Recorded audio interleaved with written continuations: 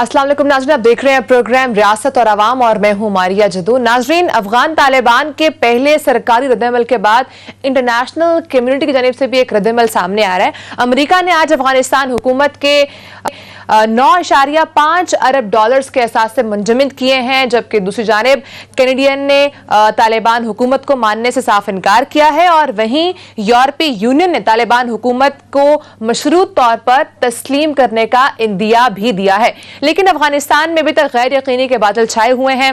तालिबान तर्जुमान ज़बीहुल्लाह मुजाहिद की तवील press conference के बावजूद अफगानिस्तान में हुकूमत साजी का प्लान इस वक्त सामने नहीं आ सका है, लेकिन आज साबिक सदर हामिद करज़ई साहब, अब्दुल्ला और गुलबदीन हिकमतयार की सरबराही में मुख्तलिफ ग्रुप से मुशावरती इजलास भी हो रहे हैं, मुज़ाकरात हो रहे हैं कि आगे किस तरह से चलना है। इसके साथ साथ नाज़रीन प्रोग्राम में बात करेंगे, तहरीक इंसाफ की हुकूमत को 3 साल मुकम्मल हो चुके हैं। तहरीक इंसाफ की हुकूमत क्या अवामी उमंगों पर पूरा उतर सकी या नहीं, क्या खोया क्या पाया, अवाम को कितना दे सके, आगे जनरल इलेक्शंस में क्या होने जा रहा है, इस सब पर भी बात करेंगे। नाज़रीन, मेरे साथ प्रोग्राम में मौजूद हैं lieutenant general retired Amjad Sheikh साहब और हमेशा की तरह हमेशा प्रोग्राम में मौजूद हैं सहाफ़ी तज्ज़ियाकार अदील वड़ाइच भी। अदील, प्रोग्राम का आगाज मैं आपसे करूंगी। अदील, कल एक हमने प्रेस कॉन्फ्रेंस देखी जिसमें बहुत सारी अच्छी बातें भी सामने आई। अफगान तालिबान ने अपना एक इमेज पोर्ट्रे किया है, एक गैर यकीनी की सूरत हाल थी जिसको खत्म करने की भरपूर कोशिश तालिबान की जानिब से की गई है। मुझे ये बताइएगा कि अब इसके बाद एक जो बैनुल-अक़वामी रद्द-ए-अमल है वो भी सामने आ रहा है। अमेरिका की जानिब से जिस तरह से मुंजमद किए गए एहसास अफगान हुकूमत के, कनाडा इस वक्त तस्लीम करने को तैयार नहीं है तालिबान हुकूमत को। अब आगे मजीद क्या होने जा रहा है, क्या एक्सपेक्ट करें हम? क्या अफगान तालिबान की जो नई हुकूमत बनी है दुनिया उसको एक्सेप्ट कर सकेगी? देखें, तालिबान का जो इम्तिहान है वो असल में अब शुरू हुआ है। तालिबान ने जब काबुल पर अपना कंट्रोल में लिया, इसे कब्जा किया इस पे, और ये फॉल ऑफ काबुल हुआ, तो वो तो बगैर किसी इम्तिहान के ही हो गया, बल्कि वो खुद एक्सपेक्ट नहीं कर रहे थे कि इस अंदाज में काबुल पर उनका जो तसल्लुत है, कब्जा है, वो हो जाएगा।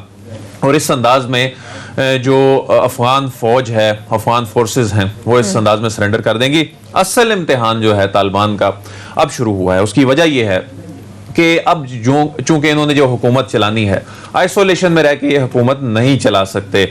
अब जो हुकूमत बनानी है उसमें वो जो दुनिया की शराइत हैं, उसमें 2 बड़ी शराइत हैं। एक, तमाम फरीकैन को साथ लेकर चलना, और उसके हवाले से आज देखें क्या डेवलपमेंट हुई है। यानी वो जो सियासी मुशावरत का सिलसिला बड़ा खुशाइंद है ये।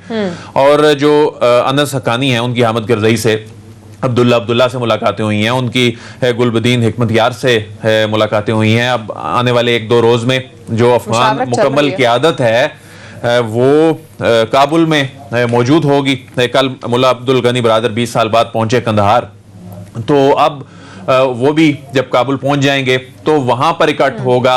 इसके अलावा कतर में भी जो डेवलपमेंट्स हैं वो चल रही हैं। तो अब जरा सी गलती भी जो है वो इनके जो असल अगला जो मरहला है उसमें इनके लिए मसाइल पैदा कर सकती है। कि जिस तरह अभी 9.5 अरब डॉलर्स के रिजर्व जो हैं वो मुंजमद कर दिए गए, तो जाहिर है उन्होंने हुकूमत चलानी है, रेवेन्यू का और कोई जरिया था नहीं। इससे पहले जो डोनेशंस पे अफगान हुकूमत चल रही थी, तो ये मुल्क चलाना कैसे है, सिस्टम चलाना कैसे है, तो वो दुनिया की मदद के बगैर नहीं चल सकेगा। तो ह्यूमन राइट्स वायलेशंस के हवाले से कल ज़बीहुल्लाह मुजाहिद ने बड़ा वाज़े ये पैगाम दे दिया उन्होंने, जो अफगान तालिबान की जानिब से पहला ऑफिशियल यानी सरकारी एक जो रद्द-ए-अमल आया, बड़ा खुशाइंद है, हैरानकुन भी है दुनिया के लिए। उन्होंने वो तमाम बातें की जो बहुत से ममालिक एक्सपेक्ट नहीं कर रहे थे, लेकिन जो ह्यूमन राइट्स वायलेशंस के हवाले से उन्होंने इस बात को यकीनी बनाने का कहा है कि नहीं होंगी। खवातीन को जो है वो इजाजत होगी काम करने की, तालीमी इदारों में कोई ऐसी रुकावटें नहीं होंगी, जो आम मुआफी है उसका ऐलान कर दिया गया है, कोई इंतकाम नहीं लिया जाएगा। तो दुनिया को अभी बहाना तो नहीं मिल रहा, लेकिन ये बहाना तलाश किया जाएगा, क्योंकि इनको अंडर प्रेशर लाना है।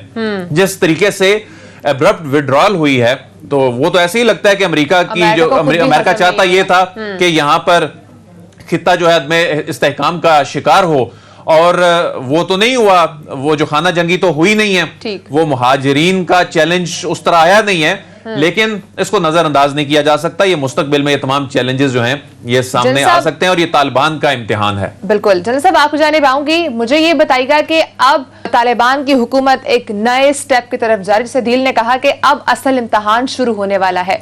आपको लगता है क्या जो तालिबान है अपना लोहा मनवा पाएंगे और इंटरनेशनल कम्युनिटी के साथ चल पाएंगे? लेकिन इंटरनेशनल कम्युनिटी से पहले उनका अपने मुल्क में एक consensus solution, consensus political system लाना जरूरी है। हम बार बार ये कहते रहे हैं कि हमें वो हुकूमत तस्लीम होगी जो कंसेंसस से बनेगी, ऑल इंक्लूसिव होगी, जिसमें सारे स्टेक होल्डर्स मुत्तफिक होंगे। वो इत्तफाक़ राय तो भी सामने आया ही नहीं। पुराना कॉन्स्टिट्यूशन था जो तालिबान ने जिसको तस्लीम नहीं किया था, एक नया कॉन्स्टिट्यूशन बनना है। उस कॉन्स्टिट्यूशन में तालिबान अपने शरीयत के नुक्ता निगाह से क्या कवानीन, क्या चीजें शामिल करना चाहते हैं, क्या वो दूसरों को कबूल होंगी।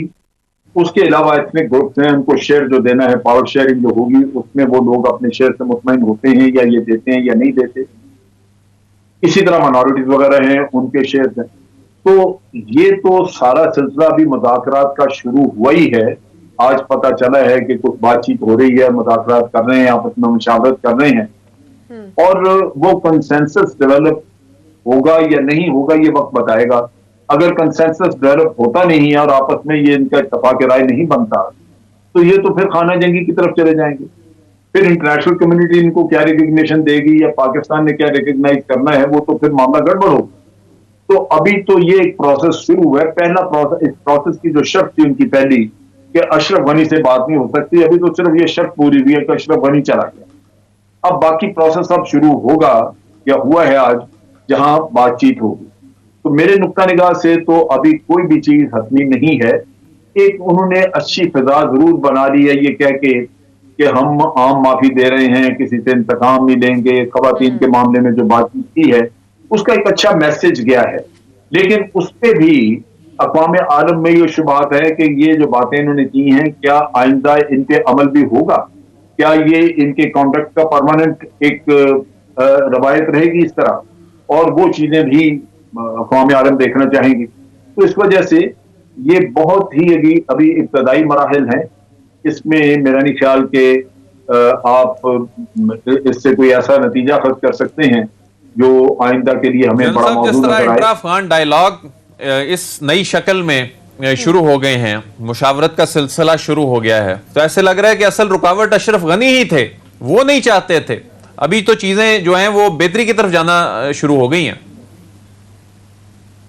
देखिए, ये तो कोई चीज छुपी हुई नहीं थी। पाकिस्तान बार बार कहता रहा कि अंदरूनी और बैरूनी स्पॉयलर्स मौजूद हैं जो यमन नहीं होने दे रहे, अमन नहीं आ रहा। और ये इनके कॉन्डक्ट से बिल्कुल वादे था। अशरफ गनी को जब भी तालिबान ने बातचीत की, कहा कि जनाब बातचीत होगी, लेकिन अशरफ गनी से नहीं, तो अशरफ गनी अपनी तरफ से कोई नई तजावीज शुरू कर देता था। अपने जाने की तो बात वो करता ही नहीं था। और इसी तरह भारत बाहर से एक स्पॉइलर था। भारत और अशरफ गनी अब जैसे चीजें खुल भी गई हैं, ये एक पेज पे थे। ये भारत की सपोर्ट से, क्योंकि उनको ये अंदाजा था कि भारत के मुफादात यहाँ पे बहुत हैं पाकिस्तान के खिलाफ, तो भारत उनको अकेला नहीं छोड़ेगा, अमेरिका चला जाएगा। लिहाजा भारत को वो चिपके हुए थे। दूसरी बात यह कि भारत इनकी जेब में भर रहा था, पैसा काफी लगा रहा था इन लोगों के ऊपर। ये करप्ट लोग थे सारे। तो आपने देखा कि ये जो ऐसे नहीं पाकिस्तान के खिलाफ जो अमरुल्लाह सालेह और हमदुल्लाह मुहिब वगैरह जो गलीज जबान इस्तेमाल करते हैं, वो ऐसे नहीं होती रही। और अशरफ गनी के नीचे ये अशरफ गनी के करीब तरीन लोग थे। तो ये स्पॉयलर्स थे। इन्हीं की वजह से आज इस नहज तक हालात पहुंचे, वरना मुज़ाकरा चल रहे होते। अशरफ गनी अगर छोड़ देता है तो बड़ी बात सीधी हो जाती, मुज़ाकरा शुरू हो जाते, लेकिन भारत ने उसको ये काम नहीं करने दिया। जल साहब मुझे ये बताइए, जल साहब मुझे ये बताइए कि जिसमें से दो तरह का रद्द-ए-अमल अमेरिका की तरफ से आ रहा है। जो बाइडेन जब अपने कौम से खिताब करते हैं तो एक तरफ वो ये कहते हैं कि जो हमारा मिशन था उसमें हम अपने कामयाब हुए हैं, हमारा जो भी टारगेट्स थे वो हमने कंप्लीट किए हैं, और साथ ही वो ये भी कह रहे हैं कि हम अफगान हुकूमत को या अफगान फौज को सब कुछ दे सके लेकिन हौसला नहीं दे सके। यानी कि एक तरफ वो अपने शिकस्त भी कहीं ना कहीं जाहिर कर रहे हैं। तो ये दो तरह के जो रद्द-ए-अमल अमेरिका की तरफ से आ रहे हैं, आप इन दोनों को किस तरह से देखते हैं? ये दोनों झूठ की बुनियाद पे कहे जा रहे हैं। अगर हदफ था उनका मिसाल के तौर पे अलकायदा खत्म करना, तो बहुत पहले हो चुकी थी खत्म, उसके बाद क्यों बैठे थे? उस टाइम पे विड्रॉल कर लेते। अगर हदफ था उनका उसामा बिन लादेन को मारना, तो वो भी 2010 में खत्म हो गई थी बात। तो ये नहीं था, ये बैठे रहे, इनकी कोशिश थी कि शायद हम तालिबान को खत्म कर दें वहां पे, जो नहीं हो सके, नुकसान बहुत हुआ, पैसा इनका बहुत ज्यादा लग गया। तो तब इन्होंने सोचा कि 20 साल को थोड़ी मुद्दत नहीं है, हम यहाँ पे फंसे रह गए हैं, अब निकलना चाहिए, क्योंकि पैसा भी बहुत ज्यादा जाया हुआ, जाने भी दी। तो ये अपनी मजबूरी के तहत निकले हैं, इसमें कोई आदाब पूरे होने वाला किस्सा मेरे ख्याल में नहीं है। दूसरी बात ये जो कहते हैं कि जी, दूसरी बात ये जो कहते हैं कि अफगान फौज जो है उसमें हौसला नहीं था, ये भी बात गलत है। असल चीज ये है, आप अगर आप चले जाए, तालिबान की पहले वाली हुकूमत जब थी और उसको गिराने के लिए जो कुछ किया गया उस वक्त तो अफगानी आर्मी नहीं थी, अफगान फौज तो थी नहीं। उस वक्त इस्माइल खान की मलेशिया थी, दोस्तन की मलेशिया थी, उस वक्त अताउल्ला नूर की मलेशिया थी। ये बड़े वॉरलॉर्ड थे जिनकी मलेशिया थी, जिन्होंने जो लड़ी तालिबान के खिलाफ। आज ये वॉरलॉर्ड मौजूद थे, लेकिन ये लोग इकट्ठे नहीं कर सके, ये अपनी मलेशिया बना ही नहीं सके, क्योंकि लोग इनके साथ नहीं थे। असल चीज ये है कि अमेरिका ने दिया क्या यहां पे? अमेरिका ने एक करप्ट निजाम दिया, जो कुछ टोला मिलके पैसे बनाता रहा, कमाइयां करता रहा और सारे माशरे में करप्शन फैला। ये निजाम करप्शन की बुनियाद पे चल रहा था, ये निजाम बेरारवी की बुनियाद पे चल रहा था। 7,000 बच्चियां उठा के भारत में बेची गई, यहाँ के वो रैकेट भारत में पकड़ा गया। अफगानिस्तान, मिडिल ईस्ट में सैकड़ों के हिसाब से ये बच्चियां जाके बेच के आए। अब ये जो काम वहां पे हैं, ये तालिबान ने तो नहीं करने थे, लेकिन अवाम ये सब चीजें देखते हैं कि उनकी सफों में क्या हो रहा है। आज जो हुआ ये है, जो अमेरिका को किसी वक्त समझ लगेगी कि जो सिस्टम, जो लोग, जो निजाम अमेरिका बना के बिठा के गया, अवाम ने उसको सपोर्ट नहीं किया, वो मलेशिया नहीं बन सकती। अवाम ने यहां तक हुआ कि शुमाली अफगानिस्तान में जहां फौज को थोड़ा बहुत मजामत भी करना चाह रही थी, अवाम ने उनको कहा कि आप मजामत नहीं करेंगे। जो शहर के रहने वाले थे लोग, उन्होंने मजबूर किया कि आप मजामत नहीं करेंगे, क्योंकि तालिबान एक दिन पहले मैसेज भेज देते थे कि कल हम एंटर होंगे, हम किसी को कुछ नहीं कहना चाहते, कोई मार कत्ल गारत नहीं होगी, किसी को मारा नहीं जाएगा, लेकिन अगर आपने मजामत की तो फिर हम आपको अच्छी तरह सीधा करेंगे।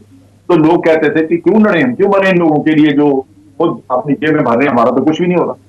तो एक फीलिंग आ गई। आपको नए तालिबान जो हैं, इनका नया रूप कैसा लग रहा है? मैं एक सेकंड, एक बात जरा ये एक बात कर दूं। अवाम को ये समझ लग गई थी कि ये लोग जो पैसा बना रहे हैं, ये गैर मुल्क की ताकत यानी अमेरिका, नेटो वगैरह, उनके बलबोते पे बैठे हुए हैं। दूसरे लफ्जों में, जो दूसरे मुल्कों से, गैर मुल्कियों की मदद से बैठे, वो गद्दार है। सो एक फीलिंग आनी शुरू हो जाती है कि तालिबान तो फिर अपने हैं। फिर ये भी फीलिंग थी कि अमेरिका तो किसी न किसी वक्त निकलेगा, तालिबान तो कहीं नहीं जा रहे, वो तो यही है। हम तालिबान को तस्लीम ना करें, अमेरिका चले जाए, तो ये फिर हमारी जान को आएंगे। जैसे पाकिस्तान भी ये सोचता था, अमेरिका लड़वाना चाहता था पाकिस्तान को तालिबान के खिलाफ, जो हमें बार बार कहते रहे कि डू मोर, वो मतलब ये था कि भाई अब अफगान तालिबान के साथ आप भी लड़ें। पाकिस्तान ये कहता था कि हमें आप पहले बताएं आपकी एंड गेम है क्या, आपने करना क्या है। और अगर यही करना है कि इसी तरह अचानक, जिस तरह हमेशा आपकी हिस्ट्री है कि आप चले जाते और अभी चले गए, तो अमेरिका चले जाता, हम टीटीपी से भी हम ही लड़ रहे होते और अफगान तालिबान से भी हम ही लड़ रहे होते, तो पाकिस्तान किधर जाता था? तो ये वो चीज है जो अफगान अवाम में भी नजर आती है कि एक परमानेंट आबादी है वहां की, वो तालिबान है, एक बाहर से आए हुए लुटेरे हैं, वो चले जाते हैं, तो फिर लड़ाई होगी उनकी आपस में, वो फिर मरते रहेंगे। जल साहब, आप क्या समझते हैं, पाकिस्तान को अफगान तालिबान की जो हुकूमत है उसको तस्लीम करना पड़ेगा? अभी इस तरह नहीं। पाकिस्तान ने एक मौक़िफ़ बहुत पहले से, तालिबान की सक्सेस और कामयाबी से पहले ये रखा था कि हम उस हुकूमत को तस्लीम करेंगे जिसको पूरे अफगानिस्तान की ताईद हासिल होगी। और वो हमने वोट के जरिए नहीं कहा कि पूरा अफगानिस्तान वोट दे दे, हमने ये कहा था कि तमाम स्टेक होल्डर वो जिस हुकूमत को इंडोर्स कर देंगे। स्टेक होल्डर्स हमें पता है, उज़्बेक हैं, ताजिक हैं, हज़ारास हैं, पश्तून्स हैं। उसके अलावा फिर आप देख लीजिए कुछ वारलॉर्ड्स हैं, कुछ ये गवर्नमेंट के अपने जो महकमों में लोग बैठे हुए हैं, वो जो सीनियर ओहदों पे हैं। तो ये कंसेंसस डेवलप करना, ये प्रोसेस अब चलेगा और उसका जैसे मैंने कहा कि बहुत कुछ आइन की शक्ल में सामने आएगा। पिछला आइन तो खत्म हो गया, वो तो उन्होंने माना ही नहीं था। अब उस आइन में या तब्दीलियां होंगी या नया आइन आएगा। अगर वो कंसेंसस से आ जाता है, सबको अपना शेयर मिल जाता है, वो सारे से हुकूमत का हिस्सा बन के तो वो इत्तफाक राय से मुल्क चलाना चाहते हैं तो पाकिस्तान तस्लीम करेगा। लेकिन उसमें एक गारंटी इनसे फिर भी चाहिए होगी, जो आज भी वो कह रहे हैं, वो ये कि अफगानिस्तान की सरजमीन जो है वो पाकिस्तान के खिलाफ इस्तेमाल नहीं होगी। दहशत गर्दी की बेखनी इस हुकूमत ने करनी होगी। जनरल साहब, ये आपको तब्दीली जो है, ये आप कैसे देखते हैं? ये तब्दीली आई कैसे तालिबान के रवैये में? दुनिया तो अभी हैरान है इस पे। अमेरिका ने तो कहा है कि इनका ट्रैक रिकॉर्ड जो है वो ठीक नहीं है, हम नहीं मानते, करके दिखाएंगे तो तब मानेंगे। देखिए, अमेरिका और बाकी दुनिया भी उसमें ये ट्रस्ट डेफिसिट मौजूद है, क्योंकि सबके दिनों में तालिबान का पहले वाला दौर मौजूद है। प्रैक्टिकली जो कुछ हुआ था जमाने में वो ही उनके दिनों में है। यहाँ तो अभी कुछ शुरू ही नहीं हुआ, अभी तो ये आई हैं, आगे नानात ही कर रहे हैं ना। तो इस वजह से ये तो शक शुबात रहेंगे जब तक के लोग इनका कॉन्डक्ट प्रॉपर देख नहीं लेते। लेकिन तब्दीली मैं समझता हूँ बड़ी खुशगवार और बड़ी मुनासिब है, क्योंकि आजकल के दौर में अगर आपने अफगानिस्तान जैसे मुल्क से गुर्बत दूर करनी हो, अवाम के हालात बेहतर करने हो, आपने एक फाल मुल्क की हैसियत से दुनिया में एक रोल प्ले करना हो, अपने लोगों को अच्छी तालीम देनी हो, तो आप अपने आप को बाकी दुनिया से अलग रख के नहीं काम चलाते। जो तालिबान की पहली हुकूमत थी वो 5-6 साल रही, लेकिन 3 मुल्क थे जिन्होंने उसको रिकॉग्नाइज किया, बाकी दुनिया तो उनकी पजीराई नहीं करती थी। बाकी दुनिया में जो एम्बेसडर बैठे हुए थे, जो कुछ लोग थे, वो पहले वाली हुकूमत के थे। तो ये मसला है कि अब भी तालिबान की सोच बदली इसी वजह से है कि उन्होंने रियलाइज किया है कि अगर हमने अपनी हैसियत मनवानी है तो हमें दुनिया के साथ कदम मिला के चलना हो। ठीक। अच्छा, मैं अदील आपकी तरफ आऊंगी। मुझे ये बताइएगा कि जो कल की प्रेस कॉन्फ्रेंस थी उसको मद्देनजर रखते हुए जो पहले के तालिबान थे और जो अब के तालिबान हैं उनमें फ़र्क है, और क्या ये जो अब के नए तालिबान हैं क्या ये इंटरनेशनल कम्युनिटी के साथ मिलकर आगे चल पाएंगे? देखिए, उनके पास ऑप्शन ही नहीं है। अब जो मैं जिस तरह मैं पहले भी कह चुका हूं कि एक तो उनके जो इवन किस्म के इत्तेहादी हैं, यानी जो उनको लाइक करते हैं, जो उनको किसी ना किसी तरीके से सपोर्ट भी कर रहे हैं, जो इस सारे मामले में इनकी जो अमेरिका के साथ बातचीत हुई थी, इसमें नेगोशिएशन जो हो रही थी उसमें फैसिलिटेट कर रहे थे, तो उन्होंने भी इन्हें ये कहा है कि हम आपको उस वक्त तक तस्लीम नहीं करेंगे जब तक आप इन शराइत पर अमल दरामद नहीं करेंगे। तो यही वो वजह है कि अब वो जो इंक्लूसिव प्रोसेस है उसकी तरफ आगे चीज़ें बढ़ रही हैं। लेकिन इस बात का खदशा है कि इन धड़ों के दरमियान कंसेंसस पैदा करना ये कोई इतना आसान काम नहीं है, और ये इंक्लूसिव प्रोसेस जो है वो उसकी डेफिनेशन क्या होगी, किस मुल्क के नज़दीक क्या होगी, अमेरिका के नज़दीक क्या होगी, क्योंकि तमाम धड़ों को तो साथ लेके चलना बहुत मुश्किल है। तो फिर ह्यूमन राइट्स, असल तो मामला है ह्यूमन राइट्स के हवाले से वो दुनिया ने देख लिया कि ह्यूमन राइट्स के हवाले से वो ना सिर्फ कह रहे हैं बल्कि करके भी दिखा रहे हैं। ये सिर्फ ऐलानात नहीं थे, बल्कि पिछले 2-3 दिनों में आप ये देखें इनका तर्ज अमल कि वहां पर खवातीन जिस आजादी से काम कर रही हैं, सबसे बड़ा एलिगेशन तो यही था, जिस आजादी से काम कर रही हैं, इंटरनेशनल जो मीडिया आउटलेट्स हैं उनकी स्क्रीनों पे क्या चल रहा है, वहां पर जी इन पे इल्जाम क्या था जी, ये बच्चियों की तालीम के खिलाफ है।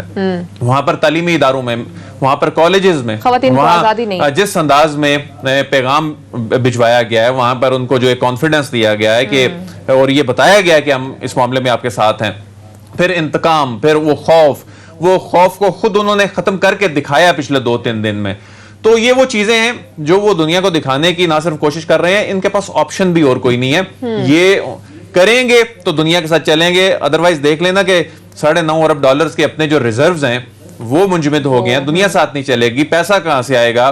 जो इनके अपने चाहने वाले हैं या इनके हवाले से को हमदर्दी भी रखने वाले लोग हैं, वो इन्हें एक्सेप्ट नहीं कर पाएंगे, तो ये मामला इनका आगे नहीं चल पाएगा। अपने आप को रिकॉग्नाइज करवाने के लिए इनको इस तरह के स्टेप्स लेने पड़ेंगे। नाज़रीन, ब्रेक का टाइम हुआ है, ब्रेक। नाज़रीन, हम डिस्कस करेंगे वज़ीर आज़म इमरान खान साहब को आज वज़ीर आज़म बने 3 साल मुकम्मल हो चुके हैं। तहरीके इंसाफ के इस वक्त 3 साल मुक चुके हैं।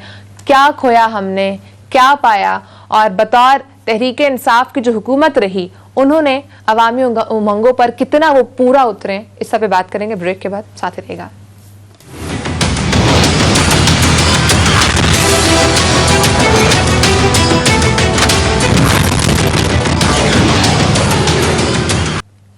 वेलकम बैक नाज़रीन। इस वक्त हमें ज्वाइन किया है सीनियर सहाफ़ी जावेद गफ्फारी साहब ने। जावेद साहब, आपको मेरी आवाज़ आ रही है? बिल्कुल मारिया, मैं आपको सुन सकता हूँ। सर, मुझे ये बताइएगा, इस वक्त जो अफगानिस्तान में सिचुएशन चल रही है, खासकर अभी जो इंडिया है वो बहुत अहम रोल प्ले कर रहा है। जिस तरह से वो अशरफ गनी की हुकूमत को और उनको सपोर्ट कर रहा था, हमने देखा कि तालिबान ने भी कहा कि वो स्पॉइलर का रोल अदा करते हैं। और जब जो बाइडन ने जब कौम से कल खिताब किया तो उन्होंने भी ये माना कि हम चाहते थे कि वो मुज़ाकरात की तरफ जाएं, लेकिन अशरफ गनी साहब खुद ही नहीं जा रहे थे उस तरफ। तो ये इस वक्त जो इंडिया रोल प्ले कर रहा है, इसको आप किस तरह से देख रहे हैं? इंडिया का रोल हमेशा नेगेटिव रहा है, लेकिन हम इसको कह सकते हैं कि हमारे लिए वो पॉजिटिव रहा है, क्योंकि वो जिसकी मुखालफत करता है उसको तरक्की मिलती है, और जिसको हिमायत करता है वो उसको तनज़ली का शिकार होता है। कल एक शो में उनमें बैठा हुआ था तो उसमें यही बात चल रही थी कि उन्होंने मियां नवाज शरीफ से हाथ मिलाया, नवाज शरीफ हाथ धो बैठे इक़्तिदार से। उन्होंने नेतन्याहू से हाथ मिलाया, नेतन्याहू इक़्तिदार से हाथ धो बैठे। अशरफ गनी से हाथ मिलाया, अशरफ गनी हाथ धो बैठे। उन्होंने उज़्बेकिस्तान का जो बिल्डर उसकी वार हुई थी आर्मीनिया के साथ, आर्मीनिया को सपोर्ट किया, आर्मीनिया हार गया। चीन के मुखालिफ बात करते हैं, चीन तरक्की करता है। पाकिस्तान के मुखालिफ बात करते हैं, अल्हम्दुलिल्लाह पाकिस्तान तरक्की करता है। तालिबान की उन्होंने टूट के मुखालफत की, इतना जोर लगाया जितना वो लगा सकते थे, लेकिन आपने देखा कि तालिबान इस वक्त इक़्तिदार में है और इंडिया जो है अपना $3 बिलियन लॉस कर बैठा है, और इसके अंदर वो अब रो भी नहीं सकता और ना ही हंस सकता है। जो उसको समझ नहीं आ रही कि वो क्या करे। इंतहाई कह लें कि इस वक्त वो परेशानी का शिकार है। तो इंडिया का बेचारा रोल क्या अदा करे? जो रोल अदा करना चाहता है वो नहीं कर सकता। हमेशा लीडरशिप मैटर्स। अब उनका लीडर कौन है? नरेंद्र मोदी। आप खुद अंदाजा लगाएं, जिसकी वजह शोहरत ही कातिल हो, वो एक पूरी दुनिया जानती है कि वो दुनिया जहान का छटा हुआ कातिल था, उसको आप वजीर आज़म बनाते हैं, और एक दफा नहीं बनाते, अब दूसरी दफा भी उसी के ऊपर एतमाद करते हैं। तो फिर आप उससे क्या अंदाजा लगा सकते हैं कि वो अपने मुल्क की बेहतरी के लिए क्या किरदार अदा करेगा? सिलसिला जो चल रहा था अब कुछ देर के लिए थमा है। उसकी वजह यह है कि उनका एक बड़ा इत्तेहादी जो अफगान हुकूमत है वो ख़त्म हो गई। अशरफ गनी साहब जो हैं वो फरार हो गए, तो उन्हें भी इस वक्त तक अभी तक परेशानी है, वो भी उस परेशानी से निकले नहीं हैं, वो शौक से निकले नहीं हैं अभी तक। तो ये ब्लेम गेम का सिलसिला अभी आपको लगता है कि अभी आगे शुरू होगा अफगानिस्तान की सूरत हाल पर ख़ास तौर पर? ब्लेम गेम चलती रहेगी। अभी तो ये समझ भी नहीं पा रहे। अभी तालिबान ने जो कल प्रेस कॉन्फ्रेंस की है उसके अंदर उन्होंने अपनी सारी पॉलिसी बयान दे दी है। उसके अंदर अब उनको कोई नेगेटिव चीज मिली नहीं रही। अब ये देखें, आप अंदाजा लगाएं कि इंडियन मीडिया पुरानी वीडियो शो कर रहा है, कुछ नई वीडियोस भी उनके हाथ में आई हैं, लेकिन वो सारी की सारी उसके अंदर कोई नेगेटिव चीज नहीं है।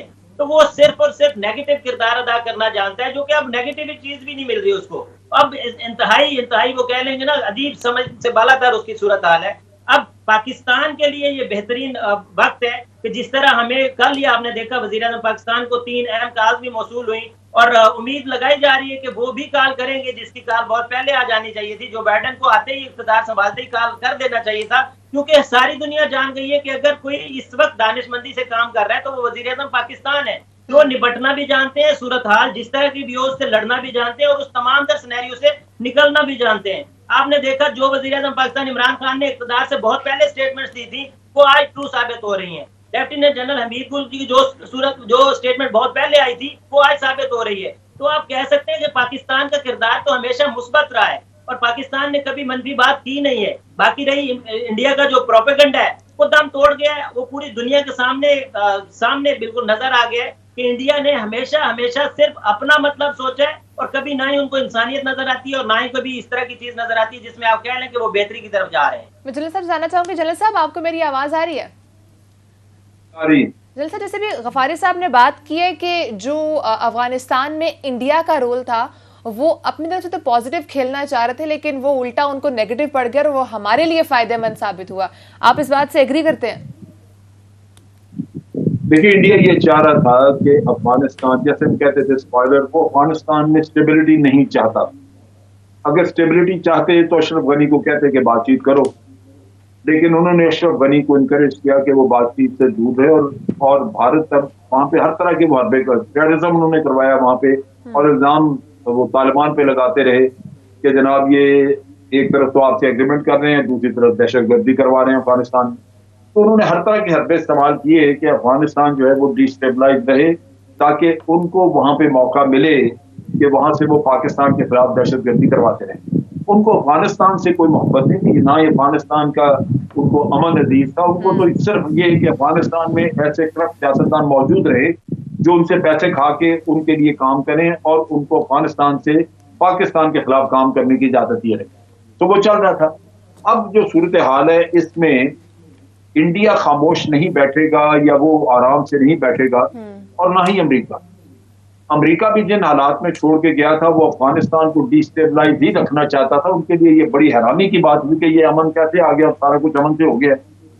डिस्टेबलाइज वो इसलिए रखना चाहते थे कि हर तरफ वो चाइना को रोकना चाहते हैं, यहाँ अमन ला के चाइना को पेश कर देते। खुद तो उन्होंने जाने जाना था, तो चले जाते, जब भी साल बाद जाते, जब भी जाते फायदा चाइना को होता कि जनाब अफगानिस्तान में अमन आ गया, अब चाइना आगे वहां पर डेवलपमेंट करे, पैसा लगाए।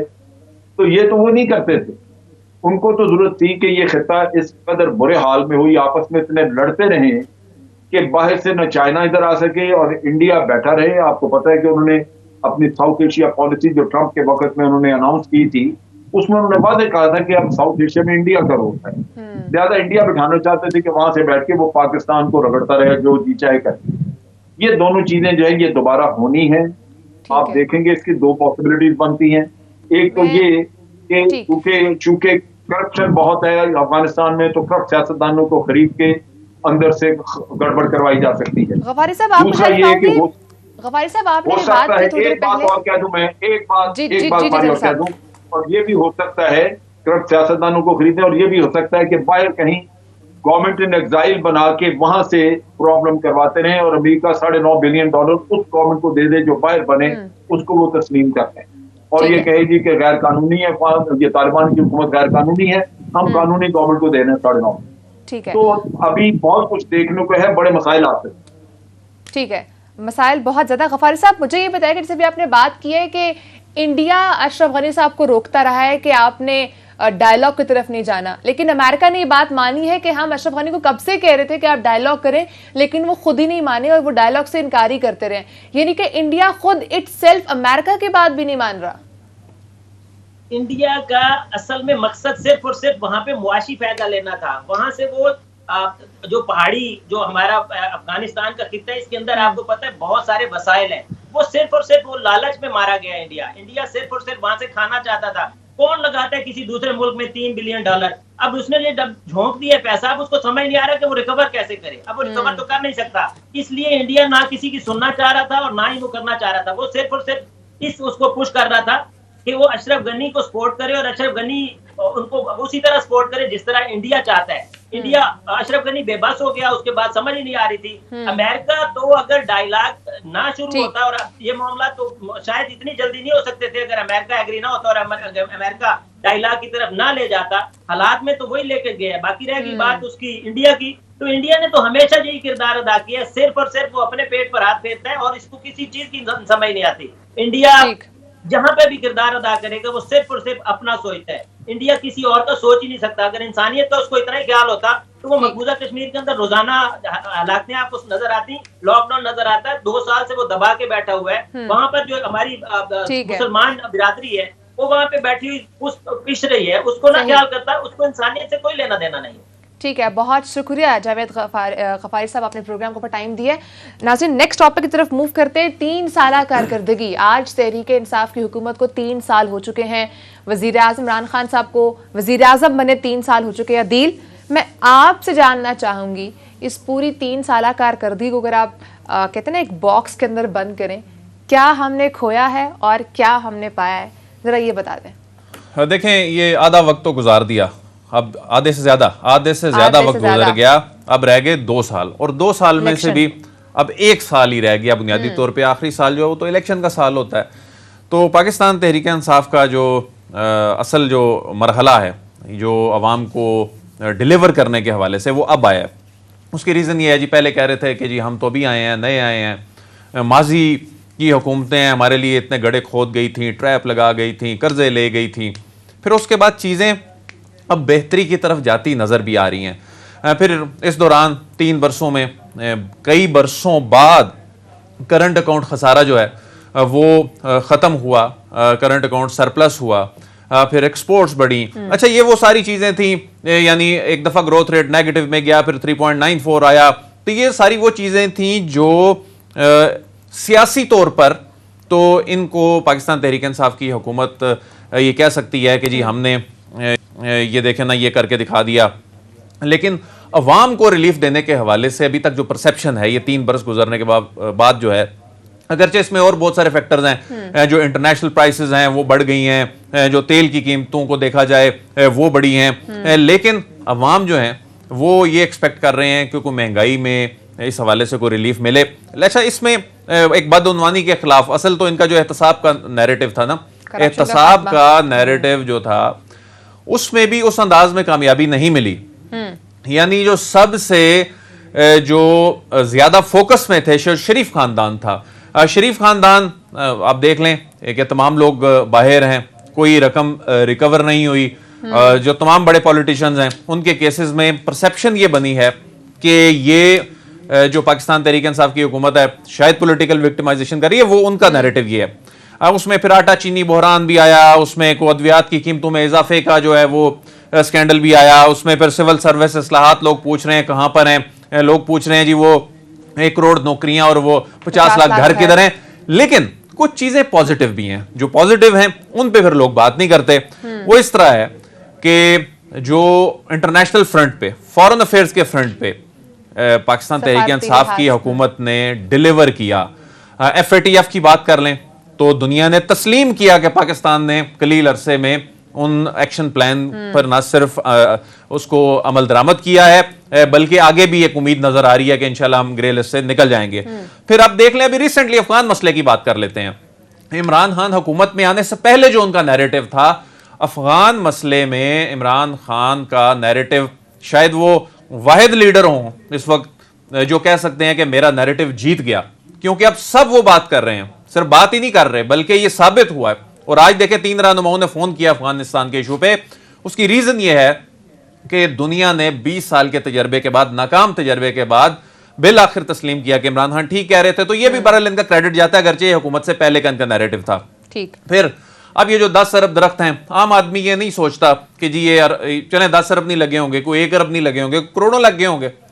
अब ये वो चीजें हैं कुछ तो लगा जो मुस्तकबिल में हमारी नस्लों के लिए फायदेमंद हैं, जो कहीं ना कहीं से जाके इकोनॉमी को भी इंपैक्ट करती हैं, एनवायरनमेंट को तो इंपैक्ट करती हैं, सारी चीजें ज़ाहिर है जुड़ी हुई हैं। अच्छा, क्लाइमेट चेंज को इंपैक्ट करती हैं। फिर कोरोना की बात कर लेते हैं। अब कोरोना जो कि फरवरी मार्च 2020 से ये एक बहुत बड़ा चैलेंज, जिसके सामने दुनिया की बड़ी बड़ी ताकतें नाकाम हो गई, जिसके सामने बड़ी बड़ी पॉलिसियां नाकाम हो गई।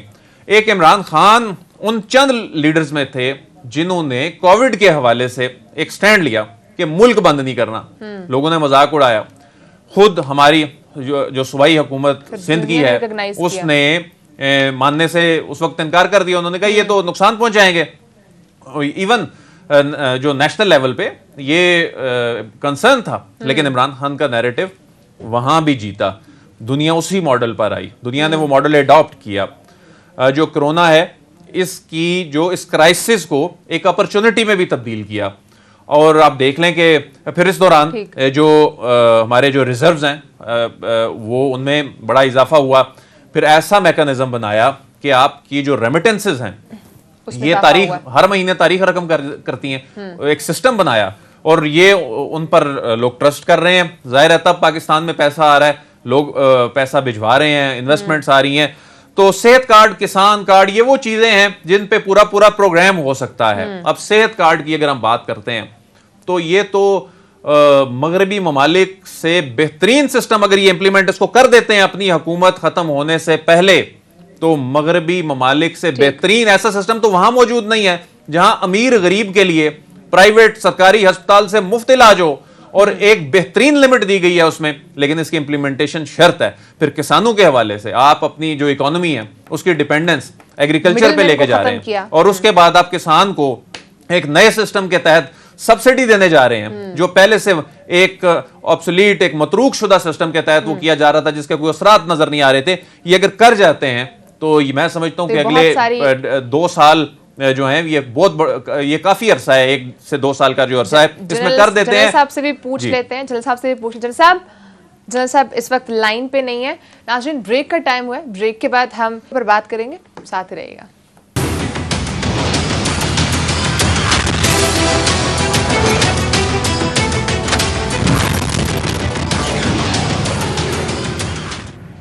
वेलकम बैक नाज़रीन। अदील, हम जिक्र कर रहे थे कि हमने क्या खोया क्या पाया, और तहरीक इंसाफ की हुकूमत ने क्या खोया क्या पाया।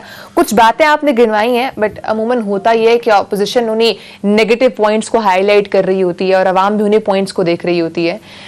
जो वादे थे जो तहरीक इंसाफ की हुकूमत ने किए थे, करप्शन का खात्मा होगा, बदनवानी का खात्मा होगा, एहतसाब, अक्रॉस द बोर्ड अकाउंटेबिलिटी, महंगाई सबसे बड़ा फैक्टर जिसको अवाम देखती है जब वो अगले इलेक्शंस में जा रहे होते हैं। तो आपको क्या लगता है कि जो वादे तहरीक इंसाफ की हुकूमत ने किए थे, जो नेगेटिव आपने गिनवाया, जिन्होंने करने थे, वो पूरे हो सके? देखें, सारे वादे तो पूरे हो नहीं सकते, लेकिन अब जिस तरह मैंने कहा कि जी बदनवानी के खिलाफ इनका जो नैरेटिव था उसमें भी रिकवरी नहीं हो सकी, लोग बाहर हैं, लेकिन उसमें कुछ पॉजिटिव चीज़ें भी हैं। उसमें पॉजिटिव चीज़ क्या हुई है कि इतना मामला सेंसिटाइज हो गया है कि अब करप्शन पर और इसके खिलाफ जो अवेयरनेस लोगों में आई है, ये क्रेडिट जाता है। अब देखें कि ये जो आटा चीनी बहरान है, अगरचे इल्ज़ाम इन पर लगता है, इन्हीं की हुकूमत पे लगता है, देखें जी आपके लोग थे, ये जो जहांगीर तरीन वाला फैक्टर और ये सारा, लेकिन एक एक्सपोज हुआ है माफिया, और पता चला है कि ये आटे और इसकी ये जो चीनी की कीमतें हैं, जो चीनी की कीमतें हैं, ये मुकर्रर कैसे होती थी, ये एक्सपोज हुआ माफिया। वो सट्टा खेलते लोग घरों से पकड़े गए हैं। अच्छा, अब एक्शन नहीं होता ना, अब ये भी बदनवानी वाला जो मामला था ना, उससे चीज जुड़ी हुई है। अब एक्शन के लिए एक मैकेनिज्म डिफरेंट है, उसमें जो हुकूमती एजेंसी होगी कोई भी, वो जब एक्शन करेगी ना, उसके बाद उसके पास वही 10, 12, 14 दिन है, उसके अंदर अंदर उसने इन्वेस्टिगेशन करनी है। वो कानून में लिखा है, नैब चले हुकूमत का इदारा नहीं है, वो एक इंडिपेंडेंट इदारा है, उसके पास 90 दिन है, ठीक है, ज्यादा से ज्यादा 100, 120 दिन भी कर लें। उसके बाद मामला अल्टीमेटली जाता है अदालतों में। पाकिस्तान का जो कानून है, अच्छा, डॉक्यूमेंटेशन के हवाले से कहा जाता है कि हम दुनिया के उन 10 ममालिक में आते हैं जहां कवानीन बहुत बड़ी तादाद में डॉक्यूमेंटेड है। बहुत सारे ममालिक में डॉक्यूमेंटेड ही नहीं है इस अंदाज में, लेकिन मसला यहाँ इंप्लीमेंटेशन का। एक तो कवानीन में इस वक्त तरमीम होने की भी जरूरत है, एक टेक्नोलॉजी का इस्तेमाल आ चुका है, उसको कानून में शामिल करने की जरूरत है, वही पुराने अंग्रेज दौर के बहुत से कवानीन चल रहे हैं। तो इसमें बहरहाल अवेयरनेस आई है, लोग एक्सपोज हुए हैं, माफियाज एक्सपोज हुए हैं। अब उम्मीद करते हैं कि आने वाले 1.5-2 साल में ये कोई इस पे भी काबू पा लेंगे। फिर 1 करोड़ नौकरियां और 50 लाख घर। अच्छा, जब इन्होंने ऐलान किया ना ये इलेक्शन से पहले 1 करोड़ नौकरियों वाला, तो उस वक्त मैं भी उस इवेंट में था, और लोगों ने, जाहिर है वो उस दिन हेडलाइंस बनी, ये तमाशा बना कि दे पाएंगे 1 करोड़ नौकरियां, वाकई दे भी नहीं सकते थे। तासुर ये बना कि ये शायद घर घर जाके बांटेंगे, ऐसे नहीं होता। एक एनवायरनमेंट क्रिएट करना होता है, वो एनवायरनमेंट पैदा करना होता है। अब वो एनवायरनमेंट कैसे पैदा हो रहा है? अब आप ये देखें, जो स्पेशल इकोनॉमिक जोन है सीपैक के, उसमें एक इकोनॉमिक जोन में लाखों नौकरियां हैं, जो फ्री जोन्स हैं इसके सीपैक के, वहां पर हजारों नौकरियां हैं। इसके अलावा जब ये जो आपका कंस्ट्रक्शन सेक्टर है, कंस्ट्रक्शन सेक्टर में जब आम आदमी को वहां पर रोजगार मिल रहा है, तो अगर इसकी आप बोलें कि 1 करोड़ सरकारी नौकरियां देनी थी, तो वो तो ना तो कोई दे सकता है, तो ना वो होनी है। लेकिन वो एक एनवायरनमेंट पैदा किया गया है, 1 करोड़ नहीं मिली, लेकिन नौकरियों की अपॉर्चुनिटी। अच्छा दिल, मैं जल्दी से चाहूंगी आप जरा कंपैरिजन कर दें, जो नवाज शरीफ की हुकूमत के 3 साल थे और जो इमरान खान साहब की हुकूमत के 3 साल थे, उन दोनों का अगर अब मैं चाहूंगा कंपैरिजन करें, कौन ज्यादा बेटर डिलीवर कर सके, तो वो कौन सी हुकूमत थी? देखें, नवाज शरीफ की हुकूमत जो है ना, ये जब भी आती है, ये अपने ही इदारों के साथ चपकलिश पे पड़ जाती है। और देखें कि नवाज शरीफ की जो हुकूमत आई, वो अपने 3-4 साल में डॉन लीग्स जैसे काम कर रही थी। अच्छा, इकॉनमी, अच्छा, और यहाँ पर अगर कंपैरिजन करें तो सिविल मिलिट्री ताल्लुकात बहुत बेहतर अंदाज में नजर आते हैं, और सिविल मिलिट्री ताल्लुकात बेहतर होते हैं तो उससे रियासत को, कौम को, सबको फायदा होता है, मुल्क स्टेबल होता है। अच्छा, फिर दूसरी बात यह है, इकोनॉमिक उसकी बात करते हैं कि एक दिखावे की बात कर लेते हैं। उसमें इसहाक डार साहब के हवाले से इस वक्त बड़े बड़े माहिरीन मुआशियात, खासतौर पर डॉक्टर इशफाक हसन साहब भी ये बड़ी बात करते हैं कि वो जिस अंदाज में वो डॉलर को रोक के रखते थे, जिस अंदाज में वो अपने अखराजात कम करके दिखाते थे, बुक से बाहर उसको जाहिर करते थे, तो ये दिखावा जो है ये शायद इन्होंने नहीं किया, और इन्होंने डॉलर के हवाले से, उसकी जो डॉलर की कीमत के हवाले से उसको ओपन मार्केट पे छोड़ा है, उसको ये कोई रेगुलेट नहीं कर रहे। तो उस वक्त दिखावा शायद ज्यादा था। अब कर्जे ले लेके सब्सिडीज दी जा रही थी, अब चीजें थोड़ी उन्होंने कोई चेंज की हैं। देखते हैं इसके भी असरात आने वाले दिनों में नजर आएंगे कि सिर्फ दावे ही हैं इनके, जनरल इलेक्शंस आने वाले हैं तो उसमें क्लियर हो जाएगा कि आवाम किससे कितनी मुतमिन है। नाज़रीन, लास्ट टॉपिक की तरफ मूव करेंगे। 16 साला बरतानवी नौजवान शायान शरीफ खानदान के लिए बरतानिया में दर्द सर बन चुका है। शायान इस वक्त नाज़रीन हमारे साथ मौजूद है। शायान, आपको मेरी आवाज आ रही है? जी बिल्कुल आ रही है। शायान, मुझे तो पहले ये बताएगा कि वाकया हुआ क्या, कैसे हुआ, और सुनने में ये आ रहा है कि आपने एक पिटीशन भी दायर किया और अब ये मामला बरतानवी अदालत में जाने लगा है। शायान साहब, ये बताएं कि बैनर्स भी मियां नवाज शरीफ की रिहाइशगाह के सामने आपने आवेजा किए, वहां पर कई बैनर्स देखने को मिल रहे थे, वहां पर लोगों का कोई एहतजाज भी हुआ। पहले उस एहतजाज के बारे में बताइएगा और फिर ये पिटीशन का बताइएगा। जी देखिए, तो मैंने एक मूवमेंट शुरू की है, उसका नाम है इंसाफ की उम्मीद। ये मूवमेंट का एक मकसद है कि करप्शन एंड हो जाए और जो भी पैसे मनी लॉन्डर करके आते हैं यूके में वो रुक जाए। ये फिर प्रोटेस्ट भी मैंने अरेंज किया था डाउनिंग स्ट्रीट के बाहर। ये डाउनिंग स्ट्रीट के बाहर प्रोटेस्ट हुआ था आजादी के दिन 14 अगस्त को। इधर अल्हम्दुलिल्लाह काफी पाकिस्तानी आए, काफी लोगों ने अपने ओपिनियन शेयर किए। कौन लोग थे ये? तहरीक इंसाफ के लोग थे? यानी पाकिस्तान में ज़ाहिर जो हुकूमती जमात है वही इन पे ज्यादा क्रिटिसिज्म कर रही होती है, ये वो लोग थे वहां पर इनके, या आपने वैसे लोगों को इकट्ठा किया, बैनर्स लगाए, लोग खुद आ गए, किस तरह ये लोग इकट्ठे हुए? जी मैंने तो बस बोला था कि प्लीज आप प्रोटेस्ट करने आए, और उधर मैंने देखा कि बहुत वैरायटी के आए हुए थे लोग। कि सबसे मैंने पूछा था कि आप वैसे पार्टी को किसका करते हो, और उन्होंने सबने बोला था हम पार्टी का नहीं करते, हम करते हैं पाकिस्तान से। उधर कोई वैसे पीटीआई का झंडा, एक झंडा नहीं था, एक पॉलिटिकल पार्टी का झंडा नहीं था, बस एक पाकिस्तान का झंडा था। इसलिए ये प्रोटेस्ट कोई पॉलिटिकल मैटर नहीं था, ये प्रोटेस्ट सिर्फ करप्शन के खिलाफ था, और ये इंटायर मूवमेंट है करप्शन के खिलाफ। और इसका हम कह रहे हैं कि नवाज शरीफ से हम स्टार्ट ऑफ करेंगे। हमने नवाज शरीफ को एक एग्जाम्पल बनाने के हम करप्शन को टॉलरेट नहीं करेंगे।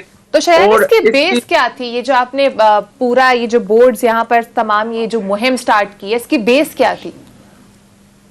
इसकी बेस है कि करप्शन के खिलाफ के we must say no to corruption. इसके जो इंसाफ की उम्मीद की मूवमेंट है ये अभी आगे प्रोग्रेस भी कर रही है।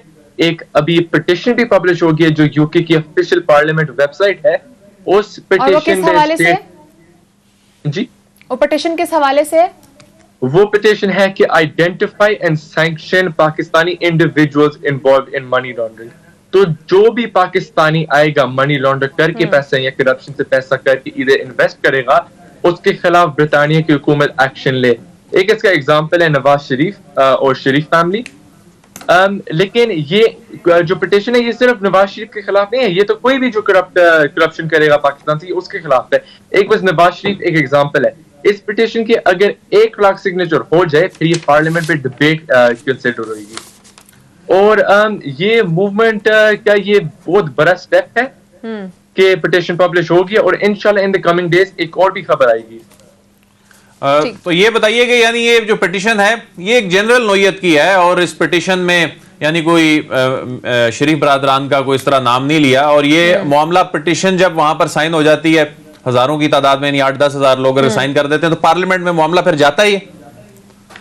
जी जाता है। देख ले आपने कोविड की जो रेड लिस्ट था पाकिस्तान में, उसमें भी पिटीशन पे ओवर 100,000 सिग्नेचर हो गए, उसका भी पार्लियामेंट पे अभी हो गया, और 29 अगस्त को भी पाकिस्तान निकल रहा है रेड लिस्ट से। तो इंशाल्लाह इसके भी हम 1 लाख सिग्नेचर करेंगे, और इंशाल्लाह हम करप्शन को खत्म कर लेंगे, और हम करेंगे कि यूके स्टॉप करे हार्बर डर्टी मनी का। तो अदिल, मुझे ये बताइएगा जो तमाम अभी जो शायान ने बात की है, इस तमाम का इम्पैक्ट क्या है? क्या वाकई में ये जो करने जा रहे हैं इट्स अ गुड एक्ट? देखें, जिस तरह ये बैनर्स लगाए गए वहां पर, जिस तरह पे ये एहतजाज वहां पर किया गया है, पाकिस्तानी कम्युनिटी वहां इकट्ठी हुई है, ये यकीनन इसकी एक पॉलिटिकल कॉस्ट है। ये वहां की जो गवर्नमेंट है उस पर भी एक प्रेशर है। लोग सवाल कर रहे हैं, वहां के शहरी हैं कि आपका कानून तो ये कहता है, यानी आप जब किसी को वीजा देने के लिए उससे एप्लीकेशन फॉर्म लेते हैं उसमें लिखा होता है कि आप कन्विक्टेड है अगर किसी भी अदालत से तो आप तो उनके मुल्क में दाखिल ही नहीं हो सकते। ठीक। तो ये तो यहाँ से, यहाँ की अदालत से एक नहीं दो अदालतों से कन्विक्टेड थे और उसके बाद वो वहां गए। चले वो चूंकि इलाज के लिए गए, लेकिन अब तो फिर वो वाजे हो गया कि वो इलाज के लिए उस तरह नहीं है, ये तो एक पॉलिटिकल कार्ड था। तो ये उन पर प्रेशर ये जरूर बन रहा है। लोग अब सवाल कर रहे हैं कि वो किस तरह एक जो मुजरिम है वो वहां पर रह सकते हैं, किस अंदाज में, किस तरह आप उनको फैसिलिटेट कर सकते हैं। जिस बंदे का वीजा भी एक्सपायर हो जाए, वो रिन्यू करने की दरख्वास्त दें, वो रिन्यू भी ना हो, उसके बाद अपील करें, तो ये आम आदमी के लिए तो ये सहूलतें नहीं है बरतानिया देता।